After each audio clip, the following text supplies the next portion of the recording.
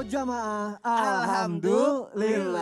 Alhamdulillahirrabbilalamin. Jamaah, kita masih di Islam itu indah. Kita masih membahas tema kita, yaitu keuangan keluarga itu tanggung jawab siapa. Langsung aja kita bahas lagi, semuanya lebih lanjut lagi. Aku mau nanya lagi sama Ustadz Bani Hasim. Siap. Ustadz, aku masih penasaran nih, kalau tadi kan suami belum bisa bekerja, tapi suami harus tetap berusaha dan terus berdoa ya, jangan pasrah gitu aja ya. Nah, kalau seorang istri harus bagaimana menyikapi suami yang sedang dalam kondisi seperti itu? Masya Allah. Mohon penjelasannya Ustadz Bani Hasim, silakan. Bismillah, wassalatu wassalamu ala rasulillah wa ala alihi wa ashabihi wa mawalah, la hawla wa la quwata illa billah. Para pemirsa, Islam itu indah dimanapun berada. Jadi ini laki-laki nih, ini perempuan nih. Itu saling menguatkan, saling membantu dan saling menopang. Kita jalan saja, gerak jalan ini kalau nggak beriringan, nggak mau sama-sama maju ke depan, berat, repot ya, jelek. Maka saling membantu, saling menopang dan saling menguatkan. Tadi suami sudah berusaha, ikhtiar, berdoa, memohon kepada Allah Subhanahu Wa Taala. Nah, sekarang bagaimana dengan seorang istri? Ketika kondisi sedang sulit seperti itu, maka seorang istri pertama dia harus tetap bersabar.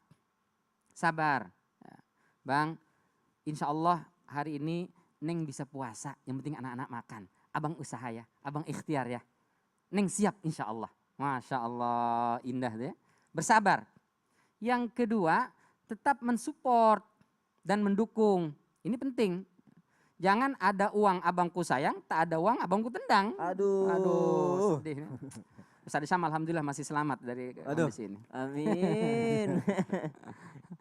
Jadi ada atau tidak ada uang, ada atau tidak ada penghasilan suami, tetap dihormati, dilayani dan dimuliakan. Kalau kemarin ketika dia ada pekerjaan, ada penghasilan, kita layani, kita pakaikan dasinya, kita bersihkan pakaiannya, kita siapkan sarapannya. Jangan begitu dia kehilangan pekerjaan, hilang semua pelayanan itu. Itu yang akan membuat down suami kita. Kasihan dia langsung, aduh gimana nih. Stres, berat, pusing. Jadi semangat untuk bekerjanya pun hilang. Maka tetap support. Bang, layani dia. Kau berangkatlah bang. Insya Allah Neng akan doakan di sujud duha Neng. Masya Allah. Suaminya berangkat bekerja, istrinya sholat duha di rumah. Berdoa memohon kepada Allah Subhanahu Wa Taala. Gedor itu pintu langit dengan doa-doa dan sujudmu. Insya Allah Allah akan buka. Allah akan curahkan rahmatnya. Allah akan berikan rizkinya. Insya Allah. Karena setiap anggota keluarga itu sudah ada jatah rizkinya oleh Allah Subhanahu Wa Taala. Istri udah ada bagiannya. Anak-anak ada bagiannya.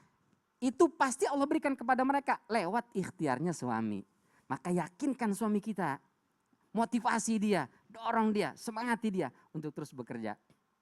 Nah, yang terakhir, bantu semampu dan sebisa kita. Boleh. Dulu Zainab ya, istri Ibnu Mas'ud datang ke Rasul sallallahu alaihi wasallam. Ya Rasul, ini saya punya harta, saya mau infakkan. Terus, tapi dilarang sama suami saya. Kenapa? Karena suami saya sedang sulit, sedang pailit, sedang kesusahan. Katanya, daripada kau infakkan kepada yang lain, berikan saja kepada aku dan anak-anakku. Ini gimana ya Rasul? Kata Rasulullah, sadaqa Ibnu Mas'ud. Benar Ibnu Mas'ud. Harta yang kau infakkan, harta yang kau sedekahkan, harta yang kau berikan kepada suamimu dan kepada anakmu, itu lebih Allah cintai. Itu lebih Allah hargai dibandingkan yang kau berikan kepada yang lain. Maka boleh pasangan istri kita ketika ada kelebihan harta itu membantu suami. Bahkan kapan perlu. Boleh nggak Ustadz menjual mahar, ini mahar Ustadz? Boleh dengan catatan balikin nanti ya bang kalau sudah dapat duit. Boleh nggak? Boleh. Silahkan bang pakailah mahar ini bang. Jual, ada ikhlas untuk usaha abang. Tapi jangan dipakai buat kawin lagi. Aduh. Itu baru. Jadi hadirin rahmati Allah Subhanahu Wa Taala. Suami tetap ikhtiar bekerja, istri menolong, menopang, menyemangati dan memohon kepada Allah Subhanahu Wa Taala. Insya Allah rumah tangga kita akan sakinah, badai pasti berlalu dan insya Allah rumah tangga kita akan baik-baik saja. Amin, amin ya rabbal alamin. Masya Allah. Jadi suaminya bekerja, istrinya terus berusaha. Masya Allah. Ibaratnya kalau olahraga aja kan, kalau ada atlet-atlet yang lagi olahraga ada pendukung-pendukungnya tuh ya, betul. semua ya. Masya Allah. Kita lanjutkan lagi jamaah. Ini aku punya tayangan lagi nih. Seorang kakek lanjut usia yang masih bekerja demi memenuhi kebutuhan hidupnya. Kita lihat tayangannya jamaah, silakan. Iya, jualan kopi keliling. Keliling? Udah berapa lama jualan kopi Pak? Ya sekitar 3 tahun lah.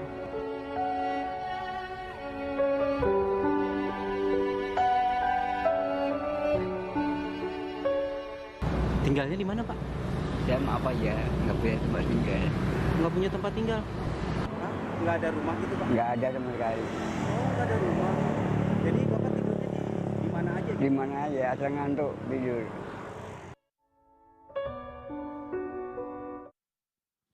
Bismillahirrahmanirrahim. Semoga saudara-saudara kita yang ada di luar sana, semoga Allah berikan kesehatan, berikan rezeki yang berlimpah juga, ya Allah, dan semoga semuanya selalu dalam lindungan Allah Subhanahu wa taala ya. Amin. Dan untuk tema kita pagi hari ini jamaah, pertanyaannya adalah siapa sih yang bertanggung jawab atas keuangan keluarga jika kedua orang tua sudah lanjut usia dan tidak lagi sanggup bekerja?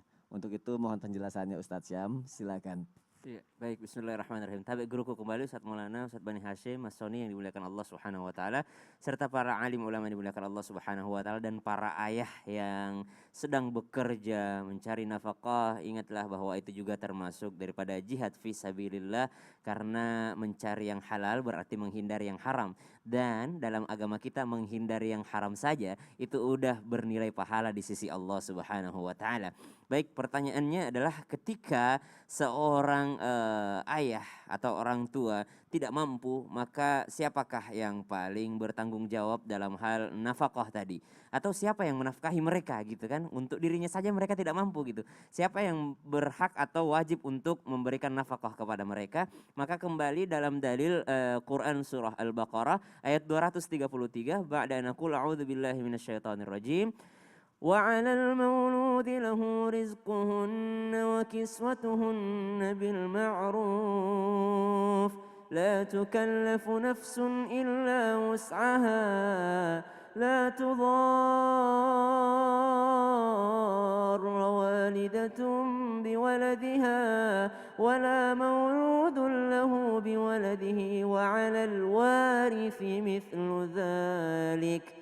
Maka yang paling bertanggung jawab yang disebutkan di sini adalah seorang ahli warisnya. Seorang ahli warisnya. Jikalau dikatakan di ayat sebelumnya la tudharra walidatum biwaladiha wala mauludun lahu biwaladihi wa 'alal warithi mithlu dzalik. Dalam konsep nafkah ini tidak boleh seorang anak juga memberatkan ibunya, tidak boleh juga seorang anak memberatkan ayahandanya dalam hal nafkah. Misalnya ada teman-teman milenial atau teman-teman yang masih sekolah, yang masih kuliah, tiba-tiba dia memberatkan orang tuanya karena masalah merek handphone misalnya. Mah, teman-temanku udah pakai handphone ini semua loh di kelas, masa aku pakai handphone yang ini? Padahal itu juga memang nafkah, tapi jangan sampai memberatkan kedua orang tua kita dan kita membandingkan orang tua kita dengan orang tua yang lain. Subhanallah, banyak teman-teman yang seperti itu.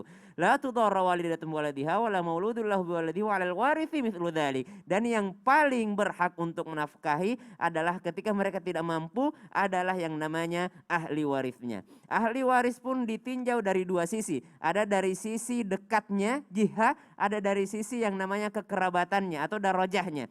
Dari sisi jihahnya, siapakah mereka arahnya? Yakni ahli waris yang paling dekat daripada sisi yang namanya bunuwah. Bunuwah itu anak ke bawah. Jadi kalau misalnya seorang orang tua yang fakir, yang tidak mampu, siapa yang paling berhak untuk menafkahinya adalah ahli waris dari segi arah yang terdekat. Siapa itu? Anaknya. Anaknya juga tidak mampu, ke bawah lagi. Cucunya. Cucunya juga tidak mampu, ke bawah lagi. Cicitnya itu juga tidak mampu, cari sampai ke bawah, sampai habis gitu ya. Kalau sudah tidak ada lagi, maka dari siapa? Daripada ubuwah, daripada ayahnya. Ayahnya tidak mampu, ke atasnya lagi, kakeknya. Kakeknya tidak mampu, ke atasnya lagi. Moyangnya gitu ya, apa istilahnya kalau di atasnya lagi ya? Moyang. Iya, iya. Di atasnya lagi. Kalau sudah tidak ada lagi ini dari segi anak ke bawah tidak ada, dari segi ayah ke atas juga tidak ada, maka dari segi ke samping arahnya. Siapa itu? Ukhuwah. Siapa yang paling berhak menafkahinya? Saudaranya. Cari saudara. Tidak ada juga, baru dari segi ibunya. Ibunya baru yang namanya saudara ibunya, saudara ayahnya gitu ya. Maka subhanallah, dari segi nafkah itu yang paling dekat adalah ahli warisnya. Sedangkan ada orang yang bertanya kepada baginda Nabi SAW, kepada siapakah aku paling berhak mengeluarkan hartaku? Maka Rasulullah SAW bersabda, ibda binafsik. Maka mulailah engkau menafkahi daripada dirimu sendiri. baru daripada keluargamu, baru daripada kerabatmu yang terdekat, yang terdekat, yang terdekat. Subhanallah. Karena asasnya atau fondasinya sebenarnya dalam hal nafkah itu adalah saling tolong menolong, dan yang paling berhak untuk kita tolong adalah kerabat kita. Yang paling berhak kita tolong ya siapa kalau bukan orang tua kita yang kita tolongin. Betapa berharganya segala pemberian orang tua kepada kita, maka di saat anaknya sudah mampu, anaknya memberikan kepada kedua orang tuanya. Sang orang tua tidak mampu juga menafkahi keluarganya, maka siapa yang membantunya? Ya anaknya juga, karena dia yang paling dekat daripada ahli warisnya. Jangan nungguin warisannya doang. Padahal warisan itu dalam Al-Quran disebut warithi mithlu dzalik, juga dalam hal pertanggungjawaban nafkahnya. Maka subhanallah, Islam sangat ketat mengatur dalam hal-hal yang seperti ini. Tidak pernah Islam dalam hal yang seperti ini yakni menzalimi seseorang gitu ya. Jadi menzalimi Allah tidak pernah memberikan aturan yang menzalimi hambanya. Begitu pula kita sesama manusia, jangan sampai kita saling menzalimi kepada orang lain. Jadi urutannya seperti tadi, anak ke bawah, kemudian ayah ke atas, kemudian saudara ke samping, kemudian ibu juga daripada ke atasnya. Itulah orang-orang dalam hal yang namanya ahli waris yang berhak ataupun wajib memberikan nafkah kepada orang tuanya atau membantu nafkah kedua orang tuanya. Wallahu a'lam. Terima kasih Ustaz Syam untuk penjelasannya. Dan sejatinya jamaah kalau misalnya kita dikasih rezeki yang berlebih, kita mampu, dan kalau kita sayang kepada sesama, pasti kita tidak akan membiarkan saudara-saudara kita kesusahan ya jamaah yang ada di rumah. Sayangi sesama ya jamaah. Baik jamaah, kita lanjutkan lagi. Ini pertanyaan yang bagus juga tadi dari Ustadz Syam nih ke Ustadz Maulana. Iya dong. Belum Ya dijawab Rodian nih. Makutana Iya. perihal tentang Yero urane makunrai suami istri. Iya.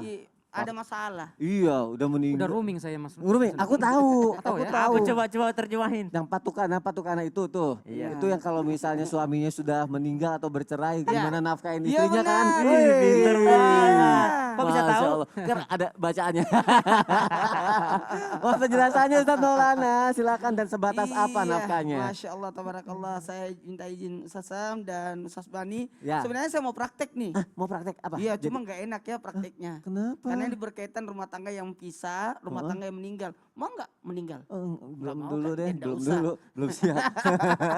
Nah, peragaan kita kali ini kita Ya. membahas tentang tausiah, tentang bagaimana kalau terjadi permasalahan rumah tangga nih.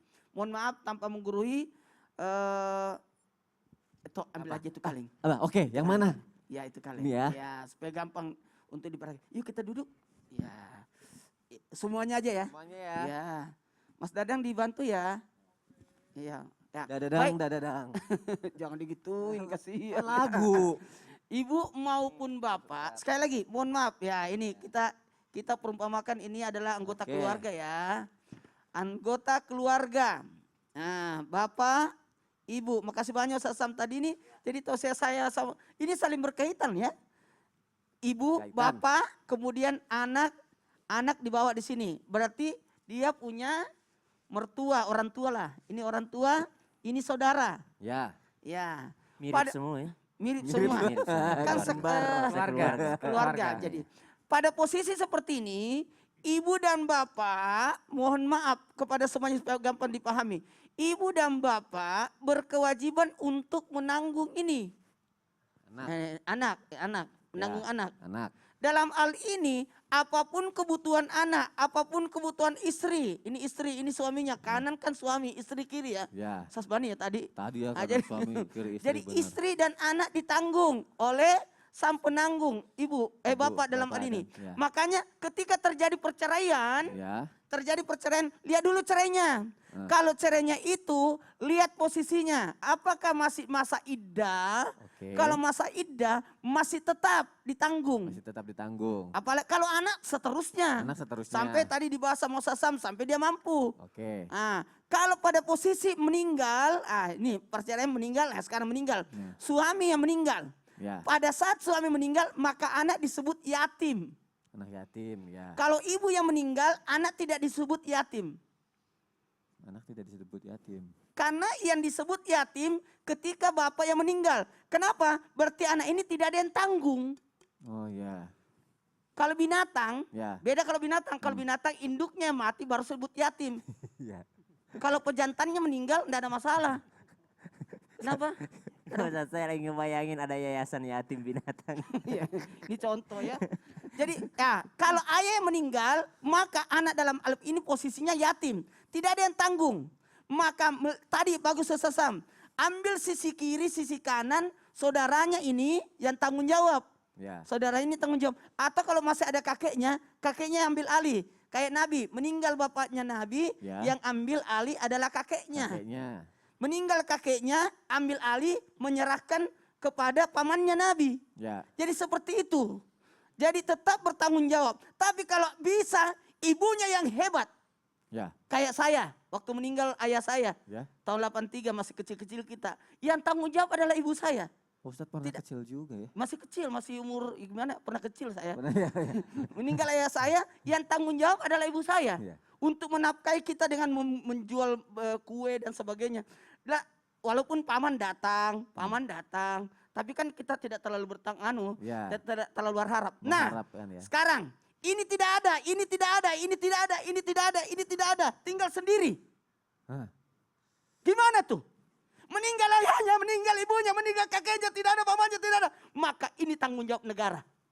Oh, baik. Tanggung jawab negara. Disinilah fungsinya zakat. Fungsinya zakat. Disinilah fungsinya zakat. Jadi saya kembali tekankan, zakat itu tidak bisa masuk di pembangunan. Tapi diarahkan ke 8 golongan dalam surat Taubah. Fakir, miskin, amil, fisabilillah, orang yang tergantung utang orangnya. Tidak ada yang nafkah, termasuk inilah. Ini ada haknya. Makanya disebutkan, nih hati-hati. Aduh ya Allah.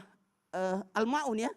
Ya. Araitalazi yukasibu biddin fazalika allazi yadul yatim ala yadu ala tamil miskin. Hati-hati, termasuk pendusta. Kalau dalam harta kita ada haknya. Cari, sempat ada anak-anak. Makanya saya salut kepada yayasan menanggung anak-anak Ya, yatim. karena kan dalam pasal undang-undang juga ada Ustadz ya. Iya, Untuk itu itu ya. tanggung jawab negara. Tanggung jawab Tapi negara, kalau ya. misalkan kan bisa mudah-mudahan Ibu Risma nonton juga Iya. kan, Menteri Sosial kan.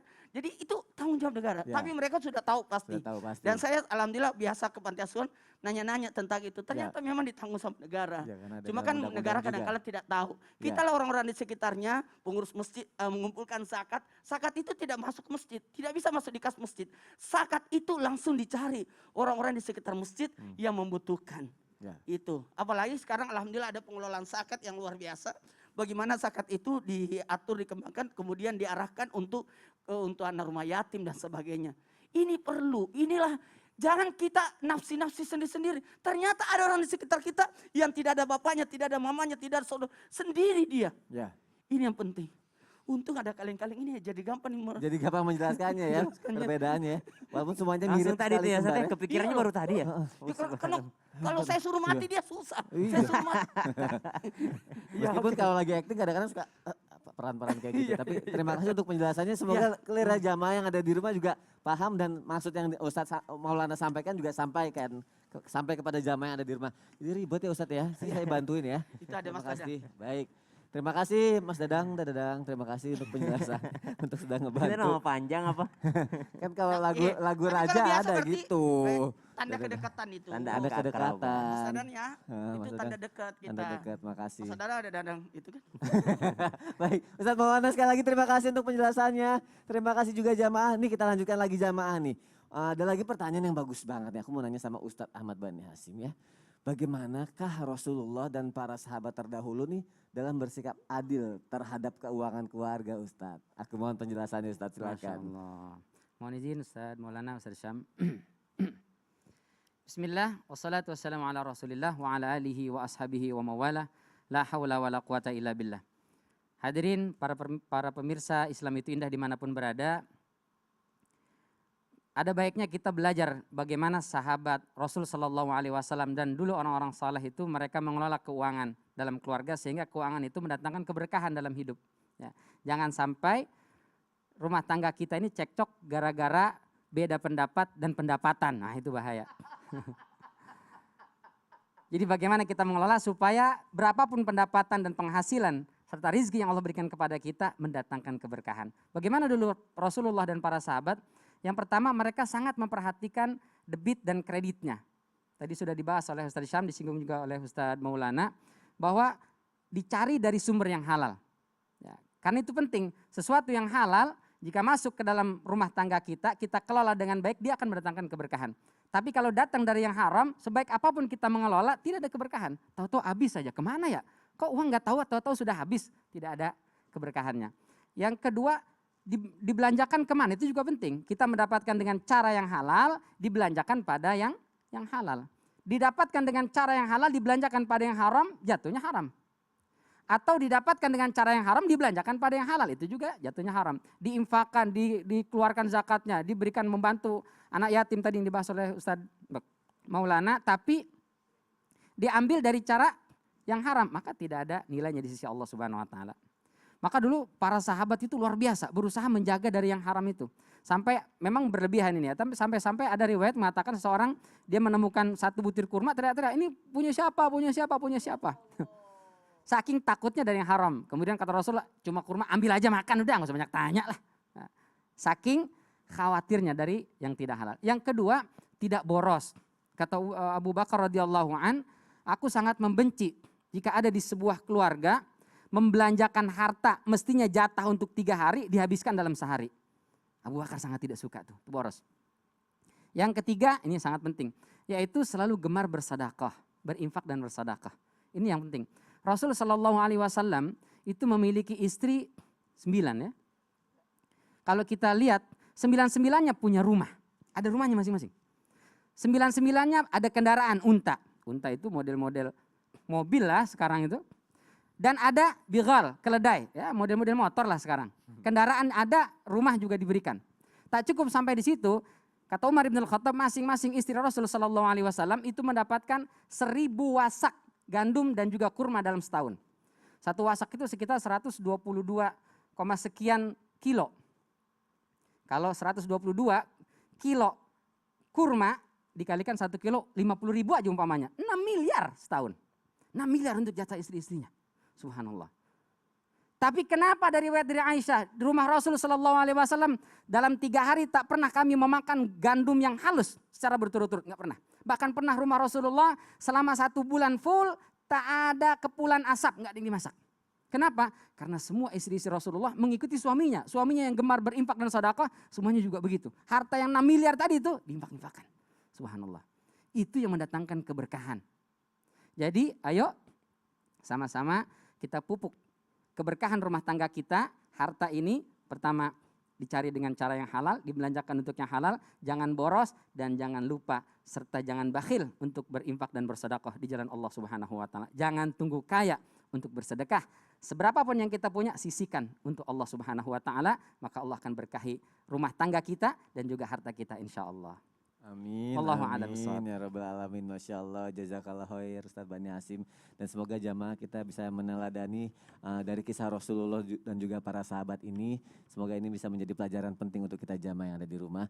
Nah jamaah jangan kemana-mana nih. Setelah ini kita akan menjawab pertanyaan dari para jamaah yang sudah masuk ke media sosial kita. Akan dibahas semuanya pertanyaan-pertanyaan dari jamaah dan dijawab sama guru-guru kita ya. Jadi jamaah tetap di Islam itu indah. Jamaah, oh jamaah, alhamdulillah.